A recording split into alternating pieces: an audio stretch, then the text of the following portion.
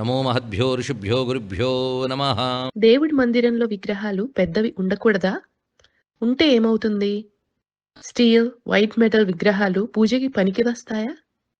దేవాలయాలలో పెద్ద విగ్రహాలు ఉన్నా పర్వాలేదు. ఆ విగ్రహాల కొలతలను ఆగమశాస్త్రం నిర్దేశిస్తుంది. వాటికి ఆగమ విధానాలతో పెద్ద అర్చన ఉంటుంది. అలాగే సామూహికమైన ప్రజలకు సంబంధించింది గనుక శాంతికి లోటు రాదు. కానీ ఇంట్లో ఉండే దేవుడి మందిరాల్లో శివలింగం అంగుష్ట ప్రమాణం అంటే బొటనవ్రేలు పరిమాణం మించకూడదు అని శాస్త్రం. విగ్రహాలైతే మన చేతి పిడికిలిని మించరాదు. వితస్తి అంటే అరచేయి ప్రమాణంలో ఉండవచ్చని కూడా శాస్త్రవచనం.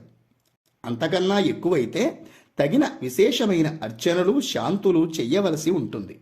స్టీలు, వైట్ మెటల్ లాంటివి విగ్రహాలుగానే కాదు, పూజాద్రవ్య పాత్రలుగా, దానపాత్రలుగా, హారతి పళ్ళాలుగా కూడా వాడుకోరాదు. సర్వం శ్రీకృష్ణ చరణారవిందార్పణమస్తు. స్వస్తి.